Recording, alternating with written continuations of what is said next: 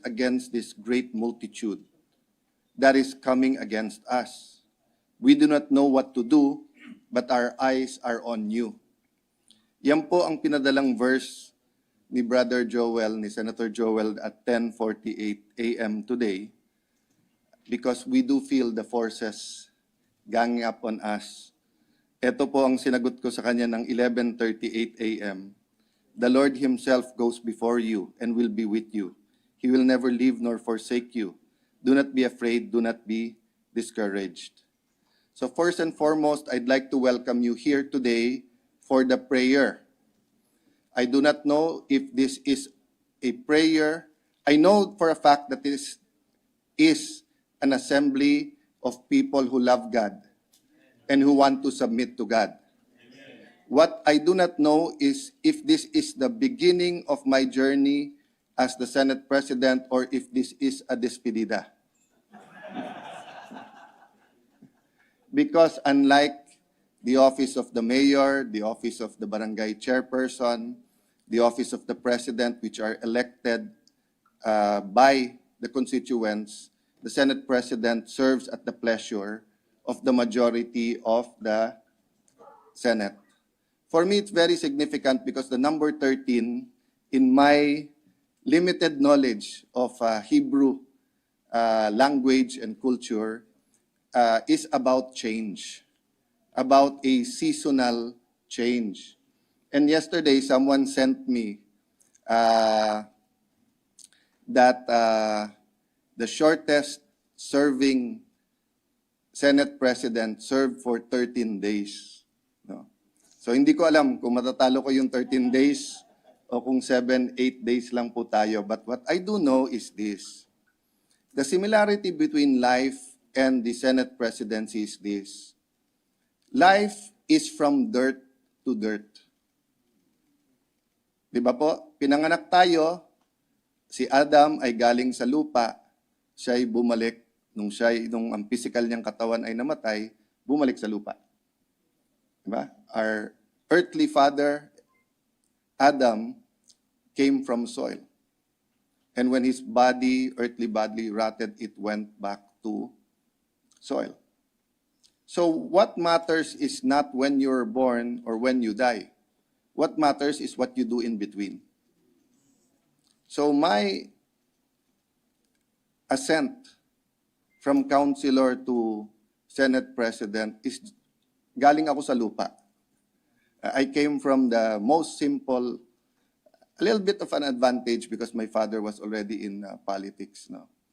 But one day, I will leave this office. Maybe today, maybe a month from now, maybe after the impeachment, who knows? But what matters is what I do in the middle. So as I'm speaking, or in between those two dates, remember we're often asked, Pastors, if I accept the Lord Jesus Christ right now, and I am saved, sana kunin na ako ni Lord. Why?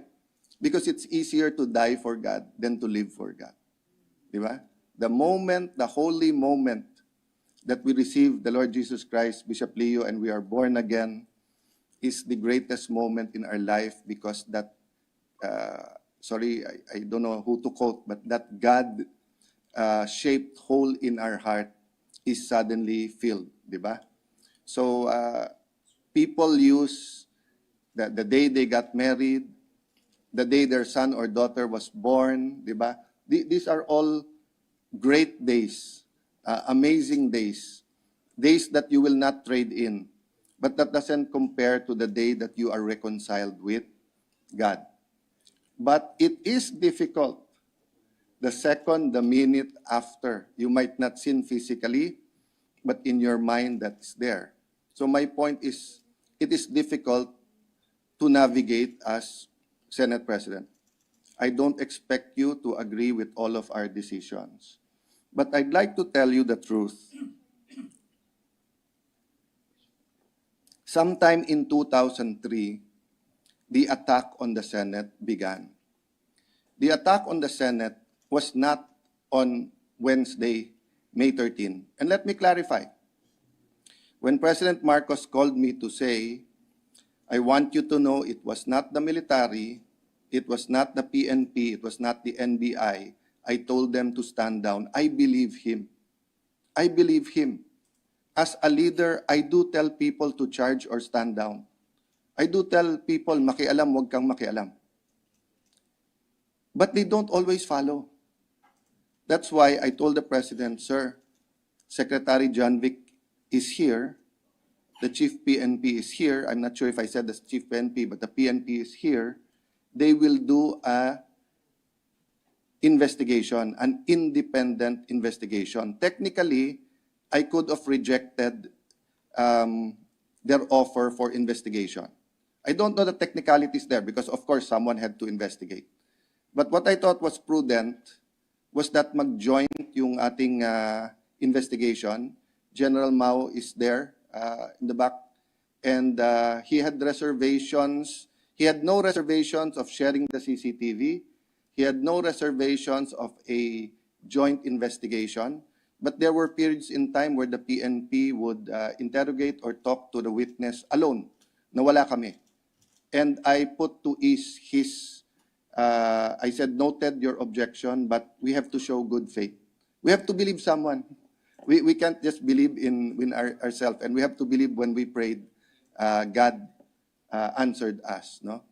So my point is this. Last night, the NBI confidential agent that they call driver turned out positive for gunpowder, yung whatever the technical term is there, no?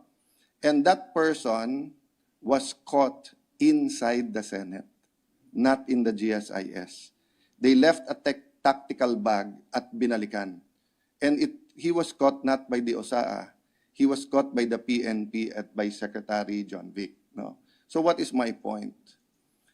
We have to pray that the President gets the right information. From day one, actually from the first time that one senator told me, Alan, ikaw na. Why do I say ikaw na? About 2 months ago, we had 14 senators. I have the proof. I have one copy. There are 2 copies of signatures, different names, of 14 senators choosing another senator as Senate President. Pero grabe po, magnitude, hindi ko alam kung anong magnitude earthquake to prevent that person from becoming the Senate President. But I had faith, not knowing that ang plano ni Lord, a few months later, ako ilagay. So the wisdom the Lord gave me is start talking to people. So I started talking to people in the administration and simply say, what we can offer you is an impartial trial, and what we can offer you is collaboration, not capitulation. We will not capitulate. Hindi pwedeng under the thumb ang Senate. The Senate cannot be dependent. Senate's executive and legislative are interdependent, but one cannot be totally dependent on the other. That will lead to a dictatorship. No? So yun lang pinahatid. When Senator Bato rode my car, sabi ko, Senator Bato, you know who I'm talking about, when I'm talking about, sino. If you trust me, I will try to navigate this. Sabi niya sa akin, I won't be here if we don't trust you, if I and we don't trust you. Saturday night, he called me and said, I will not go there because dami ng checkpoint, it's almost impossible, but give me the number of one senator who promised me number 14 siya. He called that senator. Sinabi niya, na ako madulas. He told that senator, I will fight for you, I will campaign for you, do not be afraid, etc. Then he called me. Sabi niya, Lan, I talked to Senator Blanc, and I don't think he will, kasi I told him, he promised me if you appear, he will appear. So sabi niya, I asked him questions, I don't think he will go. Hindi pupunta Lan. Sabi niya, hindi na rin ako pupunta kung hindi rin tayo 13. Sabi ko, sir, pang 14 siya, pang 13 ka. Exactly ito sinabi ni Senator Bato, pag-pray ko. At that moment, I felt the sincerity ng isang anak ng Diyos ay magtatanong sa Diyos. what should I do? No? And at that moment, yung prayer ko, Lord, if there are principalities or authorities preventing this, ilagay mo. Okay, backtrack. While I was talking to these people from the administration, I went to the former Senate President, Senator Chis Escudero, and sabi ko, pare, pwede bang hindi ako? Ano ibig sabihin? Pwede bang si ate na lang? Kasi mas amiable siya, wala siyang kaaway, baka may sumama pa sa kabilang grupo, maybe 2 or 3 of them would join us. You're closer to the other group than me. You're closer to the administration than me. Baka you can make calls. Sige, I'll make calls ganyan, pero kaya mo yan, pre. So sabi ko, I'll pray, and if God tells me, I'll do it. But if it's not clearly me, why should I do it? I'm comfortable. I mean, we're finally in a place that, you know, with my small group in Transform the Nation, I'm doing what I want to do after a long time. Tahimik buhay namin. We have Sunday lunch or dinner. I play with my dog. I see my pamangkins. Wala akong kaaway dito sa floor. From 10 million bashers, I only have 2 million bashers. So why would I want to re-enter? But he told me, no, simple. Go around the 12. And he said some names. Sabi niya, eto yung mga medyo marupok or vulnerable. Go to them. If they say yes, then go. So I went to the next senator. Same day. Di pa ako nagtatanong. Sabi niya, yes. I heard it's you. I told you it's you. Yes, go for it. Then he asked me, should I call this? Sabi ko, if you call them, malalaman nila. But I'm asking you, baka bumigay ka when they exert pressure. I mean, prison time is not a joke. I mean, it's easy for us, especially in a Christian Catholic nation where all the saints or apostles or almost all were put to the test. But sometimes we read the ending na, di ba? It's just like our athletes. We give them medals when they're already, we give them all the money when they're already gold medal. But we do not look at the time that they're training at naghihirap sila. No? So, sa pag-iikot ko, yun, the final blow was really whether Senator Bato. And he said, hindi na ako pupunta. So, Sunday night, so I think it was Friday or Saturday, God gave me this impression. Alan, you trust Cheese. Cheese trust Joel. Joel trust Lauren. Lauren trust, but you don't trust each other. So, sabi ko, dapat pala magkaharap-harap. Di ba? So, parang sinabing magkita lahat ng Christian sa Luneta. Di ba? JL trust CCF, trust PCEC, trust Bishop Leo, trust Bishop Dan, trust Bishop Oriel, trust Bishop Arde, trust Bishop Benny. But meron wala sa grupo biglang sabihin, ha? Eh yung isa dyan, pro, yung isa, anta hindi dadating yan. So although you trust each other individually, as a group, parang madaling medyo mag-create ng distrust, no? So actually, every single senator who came, 12, Sunday night, ang sinabi ho, I came kahit na I know wala tayong 13. Because there's a cost. There's a cost. Can you imagine? We call the Senate free, independent. But just meeting together may cost. Just meeting, just 12 senators having dinner together on Monday may cost. So lalo akong nag-overtime no, in that context to tell everyone, we're not here for or against anyone. We're here to do our job. Because may crisis. And remember, during crisis, there's also great opportunity. And remember that usually pag may crisis, nandun yung revival. Kasi nandun yung desperation ng tao. So the 2 points I want to make. In 2023, there was an attempt to abolish the Senate. Okay? That was confirmed to everyone. Everyone knew that. But the surveys came out, many things came out.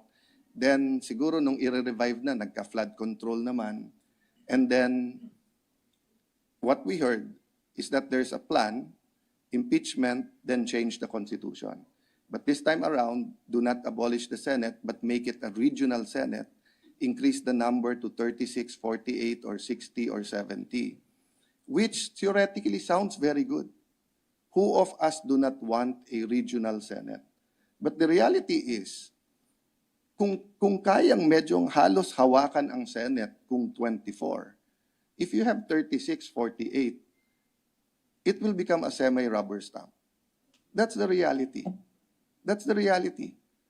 If the Christian groups over the send 10 people and they swear and they say na, we will be the conscience or the elders of the Christian community, you will be the apostles, not only pastoral care but apostolic leadership, they will be able to withstand, the battles between Peter and Paul. They will be able to meet as a group, pray, and submit to the Lord. But you tell me, put in a room 200 Christian leaders. No, it's not about who is Judas or who is right or wrong. It's just simply easier to manipulate a bigger group than a smaller group. So in thanking you today, please don't pray for me as Senate President.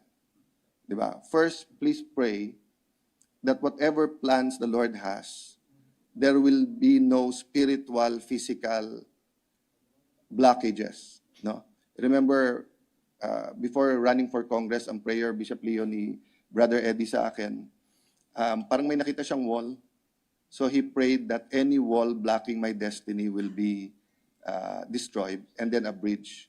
So any wall that is blocking, all of you here are repositories of prophecies for the nation. And of course, all of us are praying that delayed lang yung iba doon, hindi canceled. No? Okay. The IFP have been interceding. Can I share just this one thing, the impression lang ni Lord? Hindi ko makalimutan during year 2000, 1999 or 2000, Bishop Dan Balais prophesied na magkakaroon ng oil ang Pilipinas. I don't remember now if that's 99, 98, or 2000. But sometime during that time hindi siya National Bible Day pa. I don't know if it's National Prayer Day or basta it's one of those big Christian, prophesy ni Bishop Dan yun, na discover Malampaya a year or 2 years later. 2, 3 years later. Okay. I never understood why the Lord stopped there at ba't hindi tayo yumaman until I watched Miles Monroe. Sabi ni Dr. Miles Monroe, whatever you do not manage, God will not continue or He will get it from you. Sabi ni Miles Monroe, if you're asking for a bigger house, but you can't even clean your room, why will the Lord give you a bigger house? If you're asking for 1 million pesos, but 2,000 pesos na lang, nag-online betting ka pa, nagloloto ka pa, why should He give you 1 million pesos? So I realized God gave us an oil as appetizer. The main course of oil and gas that will make the Philippines very rich is just there. Pero sabi niya, anak, di pa kayo ready. Di pa kayo ready maging mayaman. Di ba? So that's what I meant, that yung prayers natin is for the nation. If the Lord gave me an 8-day mission, Monday to Monday, so be it. I'm happy. Don't worry about me. But if He's giving me a 30-day mission, a 45-day mission, everything else is vanity. Di ba? So meaning, if I want, wag naman ako last, sana 14 days man lang ako, that's vanity. Di ba? When one senator was asking me, ayaw mo maging Senate President? Sabi ko, I was already Speaker. So of course, I want to be Senate President. How many Filipinos are given the opportunity to be Speaker than to be Senate? Of course, the political side, the ambitious side, di ba? But if it's not for me, if it's my vanity so let me put it another way, no? Sabi ni Dr. Miles Monroe, if Moses could speak very well, what would have happened? So I was thinking already, would the Pharaoh have met him go much earlier? Hindi ba magyayaw-yaw o magngangaw-ngaw yung mga Hudyo? Would he have had a better government? But I was shocked by his answer. His answer was that Aaron would lose his job. Oo nga naman, di ba? So, but all of us, we were with my best friend and I in 1999 went to Disneyland. And then there's this drawing, and we told the guy, can you draw me and my best friend? He said, sure, what character? Sabi niya, Batman and Penguin. Batman and Penguin? Sabi niya, why? My best friend and I looked at each other, looked at him. He told him, sir, no one wants to be Robin. You know, no one wants to be second, third fiddle. You want to be Gideon, di ba? You want to be Peter or Paul. You don't want to be Thomas. You don't want to be Judas, di ba? You want to be, among the prophets, you probably don't want to be Jonah, di ba? But we all have a role, di ba? So if my role is to be Aaron and someone else should be Senate President, so be it. Yun ang will ng Sovereign Lord. No? So, one early lesson the Lord gave me regarding Moses was this. When I ran for Vice Mayor, it was a real battle at that time. And COMELEC, I think, took 4 or 6 months to decide, and then it went to court. And the court, I think 3 judges inhibited before the 4th judge. And a few days after I was proclaimed congressman in 1998, they proclaimed me as vice mayor. That's how long it took. And when I was praying, I said, Lord, you could have put me there much earlier. Sabi ni Lord, I could have told the Pharaoh to let him go. But Moses had to grow through 40 years as the Pharaoh's son, 40 years in the wilderness, and then 40 years there. At that time, I did not understand. I thought it's simple disobedience why they spent 40 years in the desert. But then I heard one pastor preaching that, no, how can you be conquerors if your mindset is still of slaves? So God had to take out that mindset. So do not be mad at people who are bashing us. To be fair, some are legitimate. The ICC issue is a legitimate debate. What really happened here Wednesday night is a legitimate debate.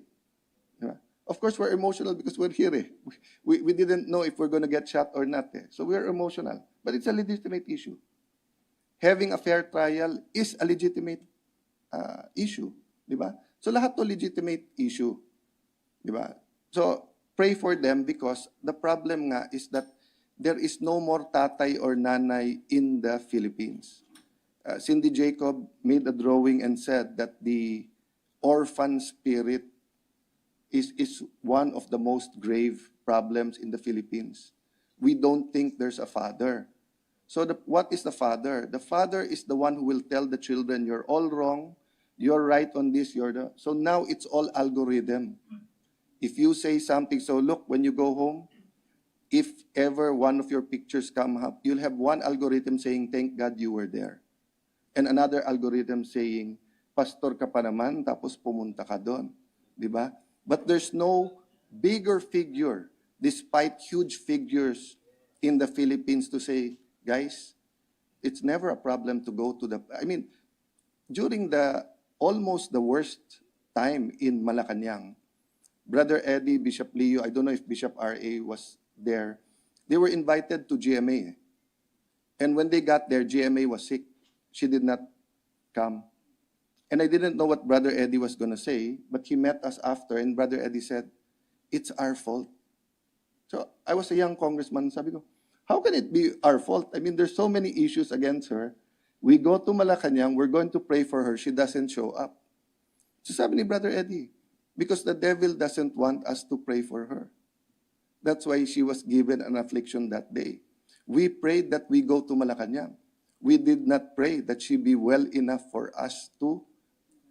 Same thing kay Billy Graham. When he was asked about Jimmy Swaggart, the pastors and ministers thought he was going to go hard on Jimmy Swaggart. Sabi ni Billy Graham, pray for him. It could have happened to me. The humility. Diba? It could have happened to me. Di ba?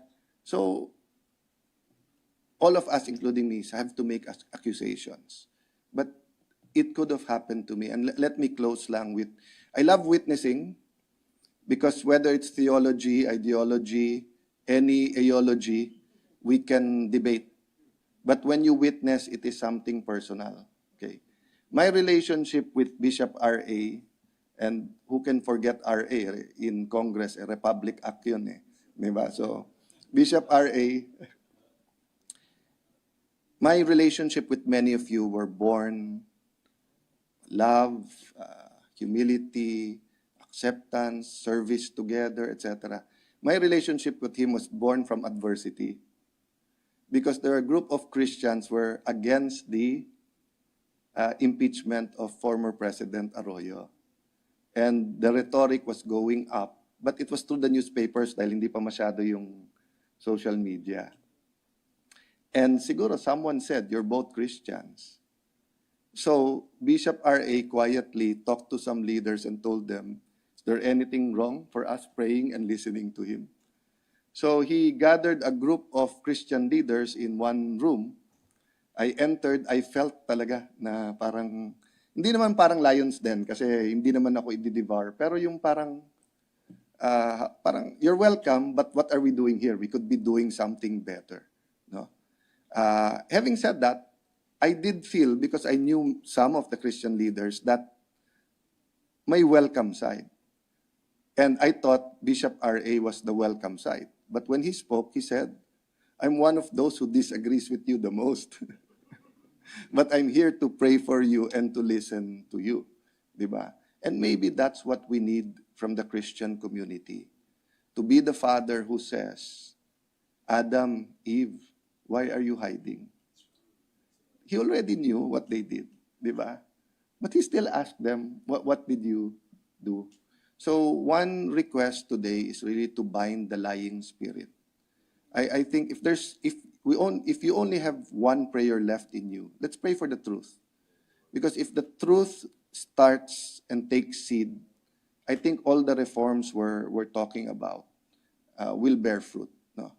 So whatever, kung anong itanim yun ang aanihin.